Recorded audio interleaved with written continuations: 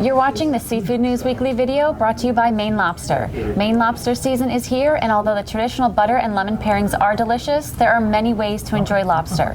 Grill it as a main course to accompany refreshing sides, top your favorite salad with fresh lobster meat, or add to your go-to mac and cheese recipe to take the classic to the next level. For more recipe inspiration, visit lobsterformaine.com. I'm seafood market reporter Lauren Castiglione. And I'm Seafood News managing editor Amanda Buckle. Today's top story is that I'm leaving for maternity leave. I thought you already left. I've been doing the video and podcast with Ryan for weeks now. Well, now it's official. See you on the flip side. Wait, what about the rest of the weekly video? Oh, so you need me. Well. In today's top story, NOAA announced earlier this week that they have settled their pending civil administrative claims against Carlos the Codfather, Raphael, and his fishing captains. As part of the settlement, Raphael will be required to pay over $3 million in fines, relinquish the seafood dealer permit issued to Carlos Seafood, permanently cease all commercial fishing and scalloping, and sell all limited access federal fishing permits and fishing vessels he owns or controls. Raphael was accused of falsifying fishing quotas, bulk cash smuggling, and tax evasion. He pleaded guilty to the charges and in September 2017 was sentenced to 46 months in prison. At the time, he was ordered to serve 3 years of probation, pay approximately $300,000 in fines and restitution, and forfeit 2 of his fishing vessels that were in connection with his criminal case.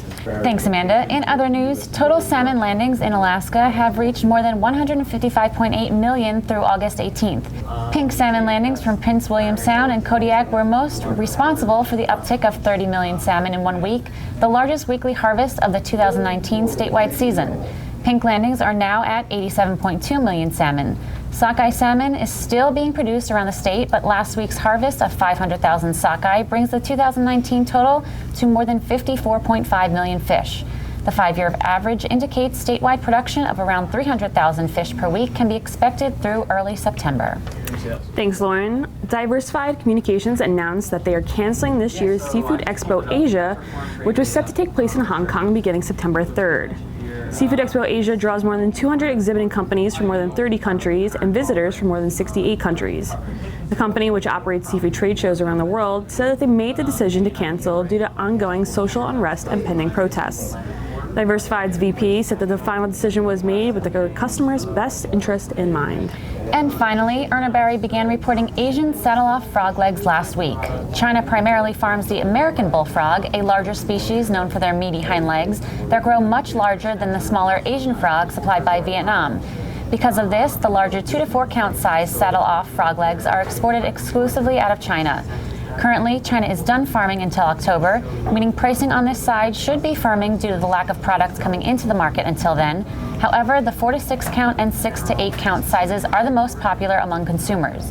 In looking at import data for 2019, China supplied 64.3% of the frog legs imported into the U.S., while Vietnam supplied 35.7%. Once again, this episode of the Seafood News Weekly Recap video was sponsored by Maine Lobster. Visit lobsterformaine.com to learn more.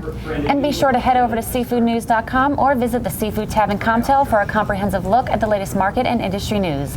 Thanks for watching, and you be well. Get out of here. Now let's have this baby.